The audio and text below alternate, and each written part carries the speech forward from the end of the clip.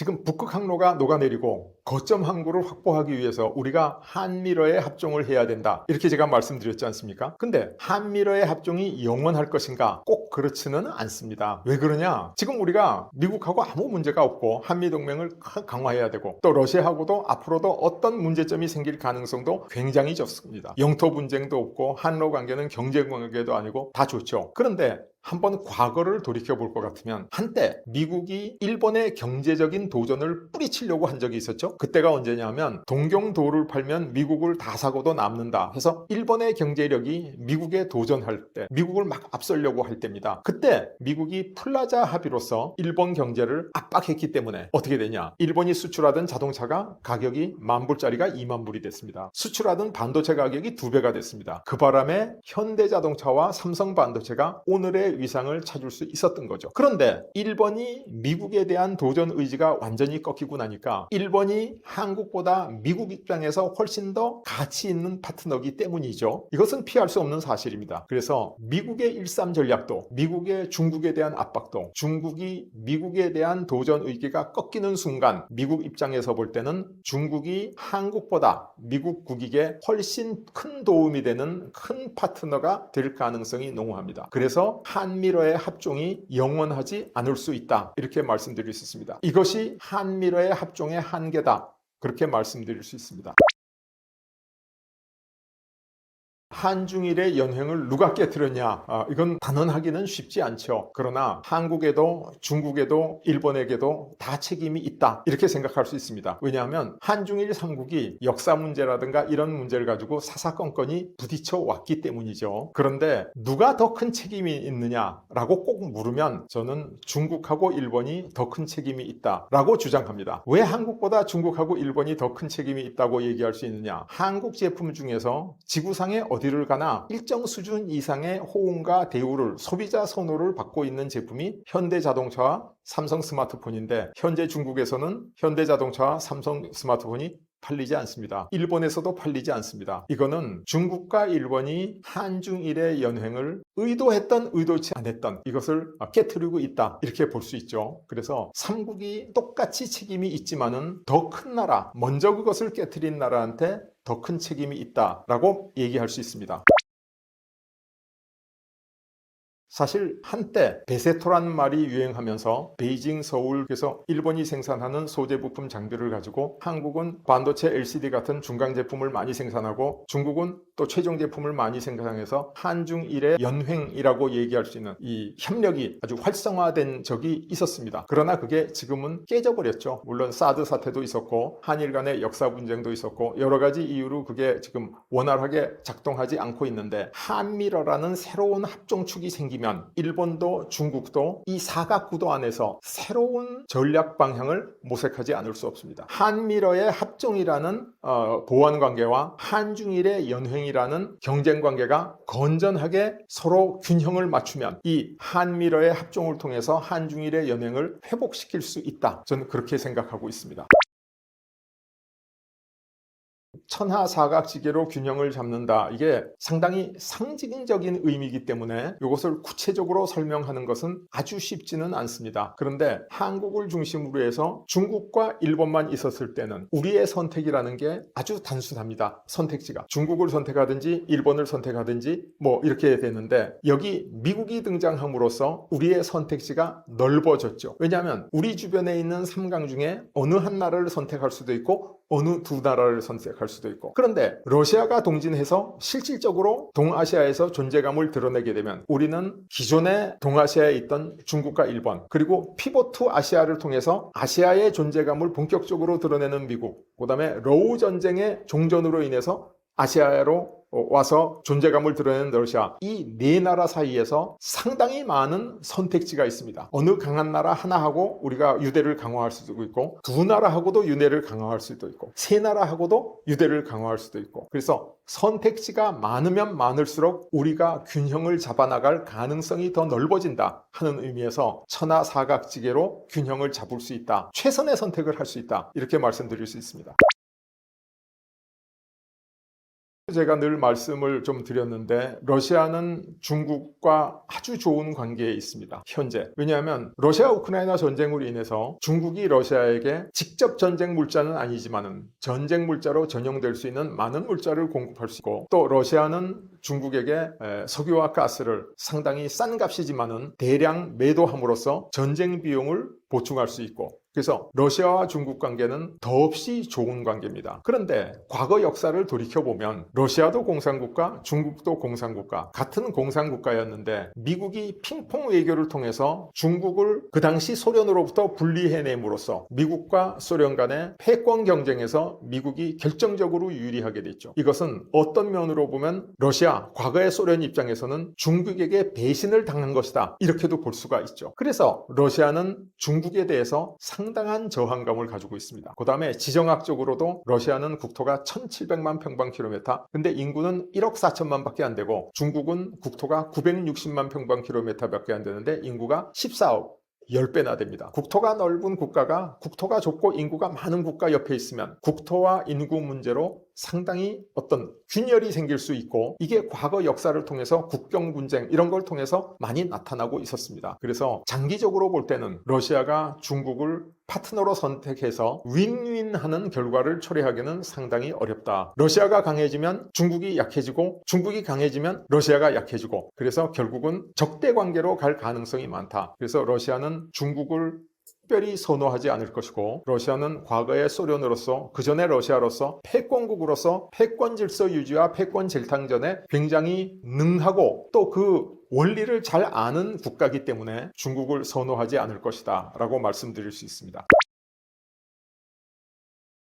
대한민국의 대북 전략 정말 어렵습니다. 우리가 남북한이 분단된 이래 한국 전쟁을 거치고 정말 어려운 관계를 지금 유지하고 있는데, 더구나 북한은 우리가 소위 얘기하는 김씨 왕조로서 실질적인 핵능력을 보유하고 있다 하는 게 천하에 다 알려진 사실이죠. 우리가 북한을 어떻게 처리를 해서 이 문제를 해결해야 될지 해결책이 사실 없습니다. 어떤 학자도, 어떤 전문가도 북한 문제는 이렇게 해결하면 됩니다, 북한은 이렇게 해결해가지고 우리가 한반도에 아주 영구적인 평화를 유지할 수 있습니다, 이런 정답을 갖고 있지를 못한 거죠. 그래서 제가 북한 얘기를 어디 설명할 때는 사람이 걸리는 암이나 병 중에서도 아직도 해결책이, 그러니까 병을 낫게 할 수 있는 방법이 발견되지 않는 난치병, 난치암도 있을 수 있다. 그런 경우에는 어떻게 해야 되느냐, 섣불리 문제를 해결하려고 달려들면 몸을 상해가지고 빨리 죽을 수도 있다. 그러니까 가장 중요한 것은 현상을 유지하면서 몸을 더 건강하게 해서 저항력을 높이고, 언젠가는 이 문제를 해결할 기회가 왔을 때, 해결하는 방법이 생겼을 때 이 문제를 아주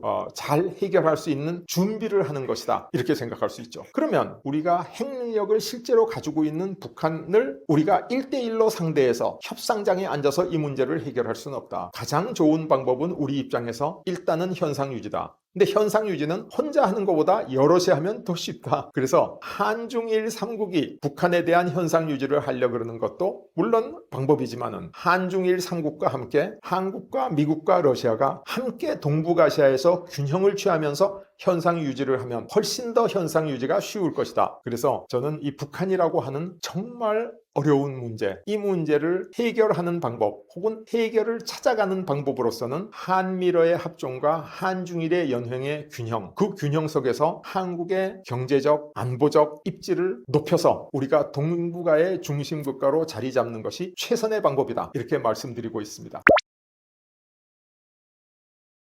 러시아가 한국에 대해서 우방이었느냐 아니냐라는 것은 우리 대한민국 국민들이 사실은 약간은 많이 오해하고 있는 부분도 많이 있습니다. 지금 러시아 우크라이나 전쟁이 발발되기 전에 한국과 러시아는 상당히 좋은 관계를 유지했습니다. 무비자 협정을 맺어서 국민들이 자유롭게 오가고, 그 다음에 방위산업이나 우주산업에서 우리가 러시아의 도움을 많이 받았고, 또 러시아는 한국의 삼성과 현대 이 제품들을 아주 열광적으로 쓰는 국민이고, 또 도시락을 하면 초코파이 너무 잘 알지 않습니까? 그런데 우리는 러시아에 대해서 막연히 상당히 적대적인 오해를 하고 있다. 왜냐하면 과거에 러시아가 소련이었고, 소련 당시에 이 북한을 적화시킨 나라가 러시아다, 이런 생각을 가지고 있기 때문이죠. 그러나 그것은 지나간 과거고, 그 과거가 우리의 미래를 결정하는 것은 전혀 아닙니다. 그래서 중요한 것은 앞으로가 문제고, 문제고 미래가 문제인데 적과 우방을 가르는 가장 중요한 분기점은 영토 문제라고 생각합니다. 그리고 국가와 국가 사이에 전쟁이 터지는 이유의 99%는 영토 때문이거든요. 근데 지금 우리나라는 어떤 나라하고도 사실상 영토 분쟁은 없습니다. 그럼에도 불구하고 우리 한국의 고유 영토 독도에 대해서 일본이 계속 영유권을 주장하고 있고 이걸 분쟁 지역으로 만들어 가려고 그러고 있죠. 그런데 독도 문제에 있어서 러시아는 모든 책과 연구와 공공문서 이런 걸 통해서 한국의 입장, 독도가 한국의 땅이라는 사실을 확고하게 지지하고 있는 몇 안 되는 나라 중에 하나고 한국의 입장을 가장 강력하게 지지하고 있는 강대국이다. 이렇게 이야기할 수 있죠. 이런 점에서 볼 것 같으면 러시아는 한국의 우방이다. 이렇게 이야기해도 절대로 잘못되지 않았다고 생각합니다.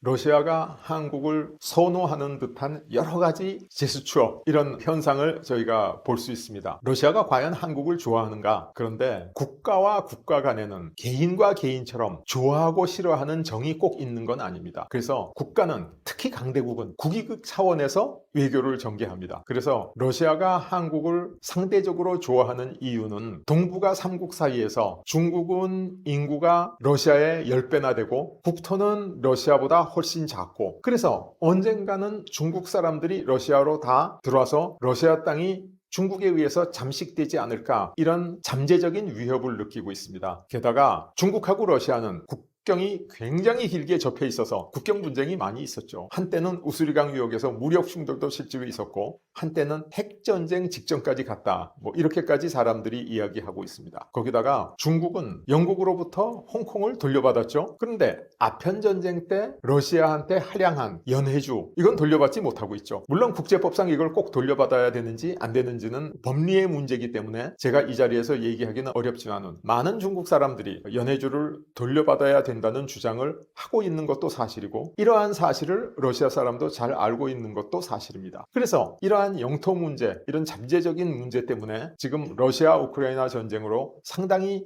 밀착하고 있는 러중 관계가 앞으로는 굉장히 적대적으로 변할 가능성이 농후하다. 이렇게 이야기할 수 있죠. 그렇다면 그런 면에서 러시아는 한국은 아주 좋은 파트너죠. 그래서 한국은 러시아와 모든 경제적인 면에서 보완 관계에 있습니다. 러시아가 있는 건 한국이 없고 한국이 있는 것은 러시아가 없고 그래서 러시아의 국익에 한국이 도움이 된다는 게 한 가지 이유고 또 한 가지 이유는 한국은 남북한 인구를 다 합쳐서 7천여만 밖에 되지 않습니다. 그래서 한국이 아무리 강력한 국가로 거듭나더라도 인구 1억 4천만 그 2배나 되는 러시아가 한국을 잠재적인 위협으로 느끼지 않습니다. 그래서 러시아가 한국을 선호하는 것이다. 이렇게 말씀드릴 수 있습니다. 우리가 북러 밀착을 얘기할 때 뭘 얘기하냐면 최근에 북한과 러시아가 전략적 동반자 협정을 맺었죠. 그래서 드디어 한국에서 전쟁이 터지면 러시아가 북한 측에서 북한 편에서 참전하겠구나 이렇게 오해하시는 분들이 좀 있습니다. 그런데 저는 그게 큰 위협이라고 생각하지는 않습니다. 왜냐하면 이 동반자 협정에 의할 것 같으면 북한이 무력 침략을 받았을 때 러시아가 자국 국회의 비준을 거쳐서 참전할 수 있다 그렇게 돼 있죠. 근데 우리가 지금 이 한반도를 핵전쟁의 위험을 무릅쓰고 무력 통일할 의사를 전혀 가지고 있지 않기 때문에 우리가 북한과의 무력 충돌에 의해서 우리가 북한을 쳐들어감으로 인해서 조우하는 전쟁 상황에 돌입하는 이럴 가능성은 없다. 저는 그렇게 생각합니다. 그럼 러시아는 왜 북한과 이런 협정을 맺었냐? 제가 이 문명사를 연구하는 학자로서 보건대는 러시아는 러우 전쟁이 끝나면 유럽 국가와 아주 나쁜 관계, 이 척진 관계가 앞으로 당분간 상당 기간 유지될 겁니다. 왜냐하면 수많은 사람이 죽었고 형제자매가 죽었지 않습니까? 그러니까 빨리 관계 개선이 어렵죠. 그러면 러시아가 이 동쪽으로 이렇게 와야 되는데 동쪽으로 오기 위해서는 북극 항로를 통해서 동진할 수밖에 없습니다. 근데 북극 항로가 베링해에서부터 캄차카 반도 남단을 거쳐가지고 한반도 쪽 대한해협으로 내려오고 있는데 만약에 우리 북한의 동해안에 항구 여기에 외부 세력이 군항을 건설하든가 이런 실질적인 안보 위협으로 다가올 경우에는 러시아가 전후 생명선처럼 생각하고 있는 북극 항로에 아주 상당한 위협이 될 수 있습니다. 그래서 러시아가 북한하고 전략적 동반자 협정을 맺은 이유는 러시아가 동진하는 데 필요한 북극 항로를 사수하겠다는 의지라고 저는 생각하고 있습니다. 그러나 북극 항로를 중심으로 해서 한국은 러시아의 협력 대상국이고 북한 그 자체는 러시아에게 위협이 전혀 되지 않기 때문에 저는 북러 밀착이 우리한테 위협이 되지 않는다 이렇게 확신할 수 있죠. 이건 어디서도 알 수 있냐? 푸틴이 그 북한을 방문했지 않습니까? 그 직전에 외신 기자회견을 했는데 그때 푸틴이 직접 한국이 우크라이나에 살상 무기를 지원하지 않은 것을 감사하고 관계 개선을 희망한다. 이런 이야기를 외신에 다 했거든요. 그래서 이러한 정황으로 미루어 볼 때 현재 북러 밀착은 한국에 대한 위협은 아니다. 이렇게 생각할 수 있습니다.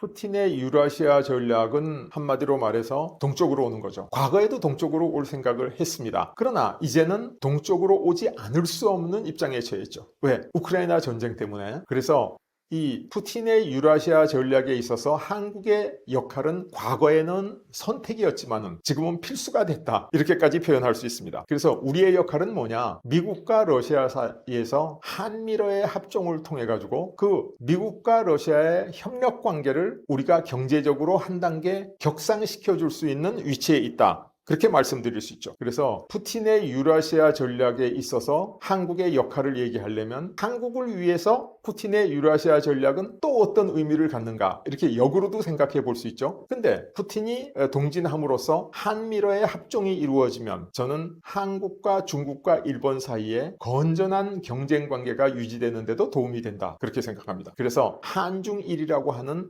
경쟁 관계와 한미러라고 하는 보완 관계가 팽팽하게 균형을 이루면 이것은 동북아시아의 평화와 질서 유지에 상당한 도움이 될 것이다 하는 게 저의 생각입니다. 제가 앞서도 잠시 언급했습니다마는 미국이라고 하는 나라는 현재 세계를 이끌어가는 패권국입니다. 패권국의 절대 관심사는 도전국으로부터 패권을 지켜내는 거죠. 근데 지금 미국 패권에 가장 강력하게 도전하는 국가가 있다면 중국이죠. 경제적으로, 군사적으로 모든 면에서 중국입니다. 그래서 미국은 중국을 포위하기 위해서 러시아와 연대하기를 원하고 있습니다.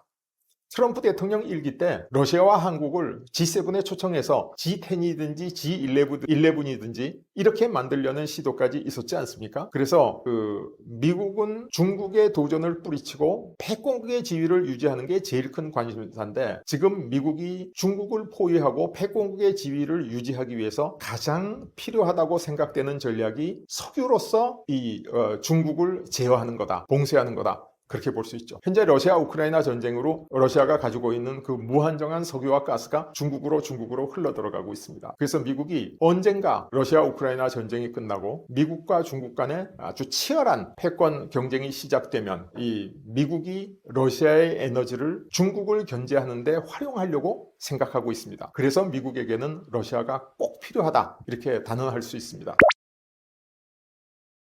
러시아는 지금 러시아와 우크라이나 전쟁 상황이 3년 이상 지속되고 있는데 객관적인 수치로 보면 러시아 경제가 약진하고 있다 이렇게들 이야기하죠. 5%대의 성장을 하고 있습니다. 굉장히 좋은 수치죠. 그러나 그것이 평시의 경제의 선순환에 의한 성장이 아니고 전시 경제의 성장일 뿐입니다. 전쟁이 끝나는 순간 이제 포탄을 더 생산 못하고 무기를 더 생산 못하게 되면 어떻게 되냐? 러시아 경제가 전후 대불황을 겪게 돼 있습니다. 그러니까 러시아가 이 불황을 피할 수 있는 방법은 러시아가 엄청나게 많이 가지고 있는 석유와 가스를 이용해 가지고 이것을 잘 국제 협력을 통해서 팔고 그 대가로서 전후 불황의 어떤 그 갭을 틈새를 메워나가야 되는데 러시아가 유럽과 적대 관계를 하루 이틀 사이에 해소할 수 없기 때문에 동쪽으로 와서 한국, 중국, 일본과 자원 협력을 시도할 것이다. 이렇게 얘기할 수 있죠. 그래서 우리는 전후 대불황을 맞이한 러시아하고 상대해서 상당히 좋은 조건에서 우리가 한 방울도 나지 않는 석유와 가스를 러시아로부터 좋은 조건으로 장기 구매하는 이런 계약을 체결할 수 있는 절호의 기회가 왔다. 그래서 러시아가 피할 수 없는 선택은 한국에게는 정말 좋은 기회가 될 것이다. 이렇게 말씀드릴 수 있습니다.